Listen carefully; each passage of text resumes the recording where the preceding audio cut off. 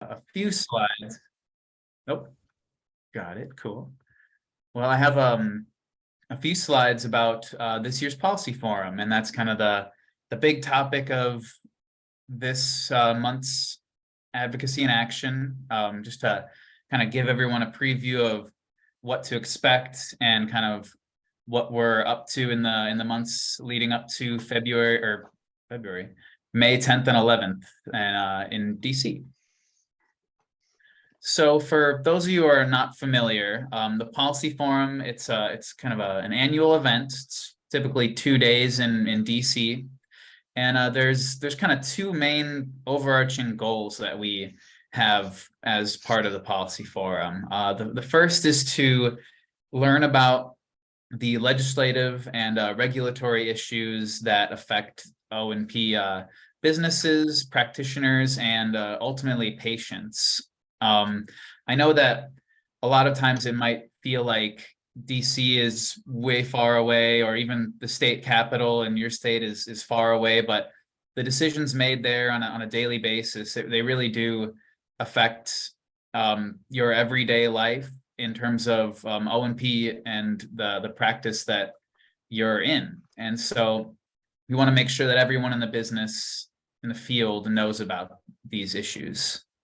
And then the second goal is to kind of take what you learn from that first part and educate members of Congress and their staff about the importance of this care and the orthotic and prosthetic field as a whole, so that they can legislate more effectively. I think O&P is a bit of a niche field, and so a lot of members of Congress might not know about it, and even going there and speaking to a few members of Congress for a couple of minutes can go a long way in making sure that when there's a bill that comes across their desk, they can say, oh, I met with Joe over from this city that I represent, and he gave me the lowdown on what this field is and what it's all about. And so I feel like I can kind of more effectively do my job and make sure that legislation is helping to maintain access to care.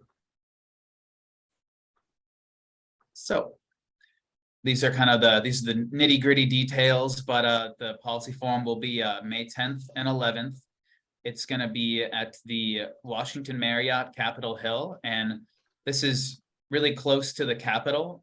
It's just a few blocks away. I know last year the main kind of base or the hotel was in Crystal City, I believe. So this is going to be kind of a nice close by venue, and you'll be able to kind of take advantage of all DC has to offer. So I'm really excited about that, and I wanted to put a little picture of the lobby because I think it looks really cool. And so I can kind of go through what we'll be doing in the 2 days that we'll be at the Policy Forum. The first day really is that first goal, where it's kind of being educated on advocacy as a whole and as how it relates to O&P specifically as well. So I have a few highlights of things that are going to be going down on May 10th. The first is a panel about the So Kids Can Move initiative that AOPA and a few of our partner organizations have been involved in. If you're not familiar, this is essentially an initiative to provide or to introduce legislation that provides coverage for activity-specific devices for kids, or in a lot of the states that we've had bills come into so far, for adults as well. We've had a lot of success in this initiative so far. We've have bills that have been introduced in 6 states, and 2 of those states have actually passed bills already. Arkansas's bill actually passed the legislature only a few days ago, so that was some exciting news. And so we'll have kind of the lead advocates in a few of these states come in and talk about kind of what got them interested in the initiative, and how they are going about getting this done in their states, and hopefully kind of sharing some best practices about advocacy, kind of grassroots, coalition building, things like that. And we're hoping that some of y'all can be, moved to start this within your own states as well. And we've had interest from, dozens of states on top of the 6 that have introduced legislation. So it's really rapidly expanding. It's very exciting. We also are going to have kind of a lobbying 101 type of discussion, which is it's more focused. This is kind of how to take advantage of the kind of 30 minutes that you have with a legislator or their staff member in order to make sure that you're getting the point across, you're making the ask correctly, and you're kind of following the norms that take place in Hill meetings. There's kind of small things that are standard across the industry, so to speak. And so we'll be teaching you about that and how to really be effective. I know sometimes in Hill meetings, they'll say, hey, I've got a meeting that I just got planned and I have to run in 15 minutes. So can you give me the lowdown on this in 15 minutes? And that's tough. It's tough to make sure that you can get all the information across effectively. And so we'll be teaching you kind of the ins and outs of that. And then in the afternoon, we'll have a DC Monuments bus tour. We had one of these last year, and it was a big hit. I had a lot of fun, and I think as somebody who lives in the DC area, sometimes I've taken the monuments and the sightseeing for granted. But last year when I did it, I kind of was able to see everything in a different light, and it was really refreshing. So I had a great time, and I think it'll be fun. And then finally, our keynote speaker for this first day is going to be Kyle Stepp. If you're not familiar, he has kind of been the lead advocate in New Mexico in passing their bill, which was passed into law earlier this month. It's one of the most comprehensive O&P bills that's been enacted in the country, and he'll kind of be able to talk about how he did this and how he built a coalition of advocates and really made some waves in the legislature. And in New Mexico, this bill, I don't believe it had a single vote against it during its entire run of committee votes, floor votes, and it was just went straight through the legislature. And so he will be able to tell us about how he did it and how you can do it yourself in your own states. And so that brings me to day 2, which is kind of the second part. The second goal of Policy Forum is to educate members of Congress.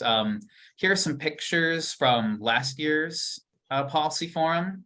Just a few of our advocates kind of hanging out at the Capitol complex. I think one of my favorite parts of Policy Forum is the fact that you get to just kind of hang out in DC, and in between meetings, you can kind of see the sites, work with your team of advocates from your state to kind of form a plan of action and meetings. And I think the backdrop of the Capitol and the Capitol complex is a really cool place to do that.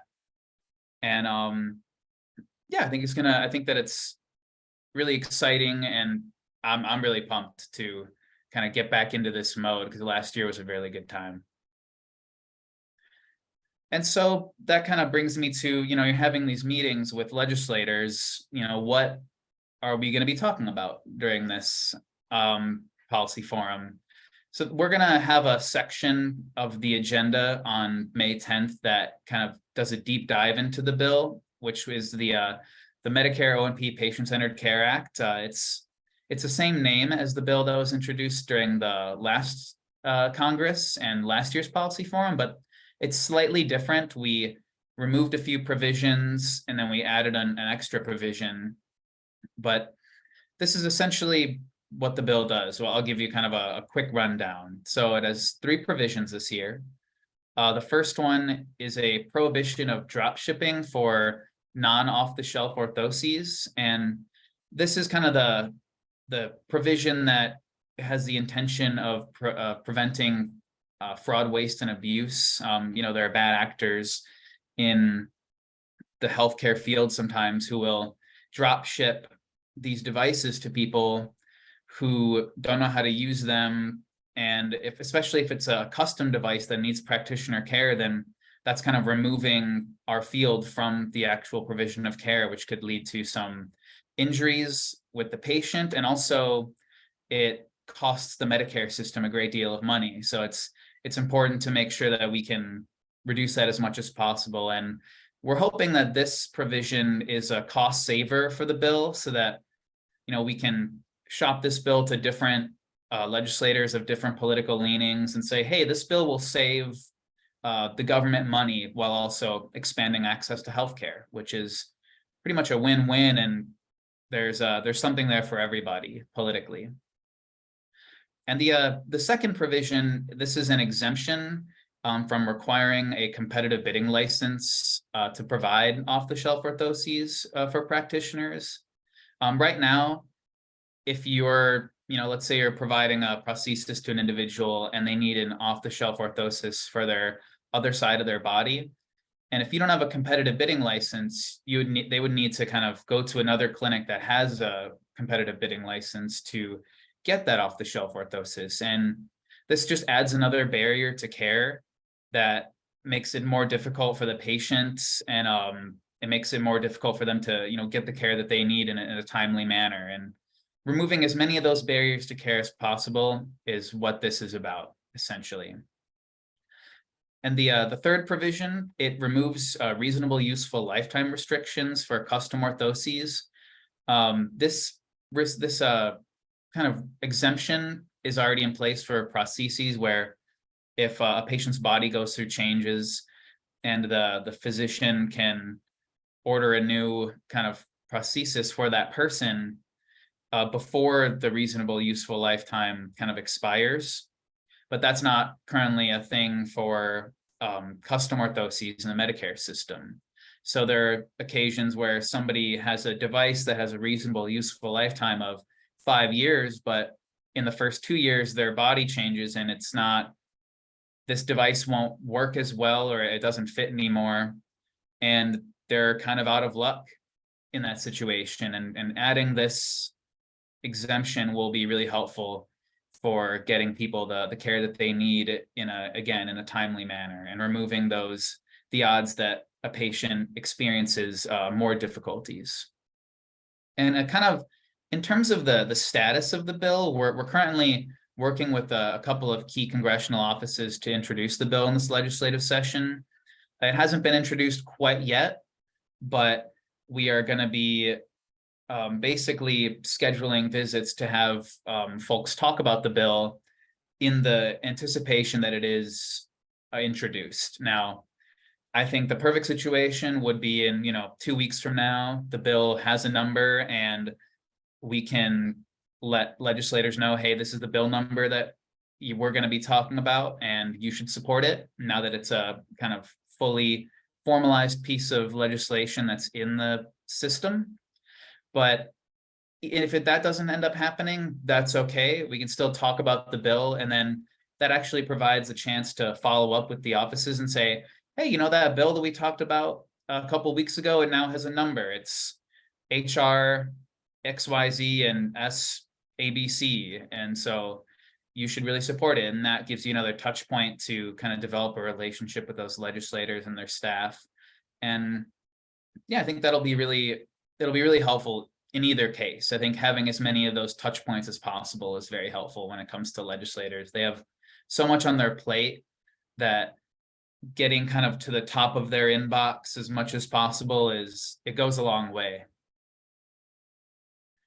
And so I put the registration link for the policy forum in the chat as well, but I also put it up here just to kind of have it. And then I also, if you have any questions about the policy forum, please feel free to chime in right now, or if they kind of come later to you, then you can email me at this address as well. But yeah, that's kind of a rundown of what's going on in policy forum this year, and I'm happy to take any questions.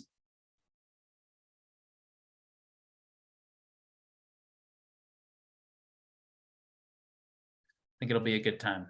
I'm really excited, and we're working on scheduling right now, and the offices have actually been really receptive. I've reached out to about 25 offices, and half of them reached out within the next day or two, and about 10 of them have meetings on the books. So it's really helpful that this response has been so strong. And I think a part of that might be because the policy forum this year, it's not going to be virtual. It's going to be in person, and that makes it a lot easier to kind of schedule in-person office meetings. And on top of that, there are the restrictions from last year. For those of you who were here last year, in the Capitol complexes had a kind of a different way of doing things, where a staffer needed to kind of come down out of the building to escort you inside. And now that's not required anymore, which is really great. And it essentially, as long as you go through security, you're in the Capitol complex, you can kind of walk around freely as you please. And so that will make it a much more streamlined process. And there won't be an issue of, a staffer saying, hey, I'm at this entrance, and you being like, oh, I'm at this entrance, whoops, and making things more difficult. So that'll be really nice. But hearing no questions, I wanted to take a second to announce the Advocate of the Month award for April. This month, I would like to honor Jane Webster. Thank you, Jane. You registered for the policy forum. You're gonna be here in a couple of weeks, and it's really exciting to have you there. And I hope all of y'all can join us in DC as well. And I'll be emailing you after this, Jane. You'll be getting a Starbucks gift card. So I appreciate your support. Well, thank you. I guess I'm stuck. Oh, of course. No, we're glad to have you. This is going to be a good time this year. Well, that sounds great. I'm excited. Absolutely. And I'm working on scheduling your legislators as we speak. So we'll be getting those done in the next couple of weeks. Okay, that'll be great. And I may touch base with you just outside of this because this is my first time, participating in this. Absolutely. No, please feel free to reach out. Okay, that would be great. Yeah, awesome. Does anybody else have any questions, thoughts? Hopefully I can see all of y'all in DC in the next couple of weeks.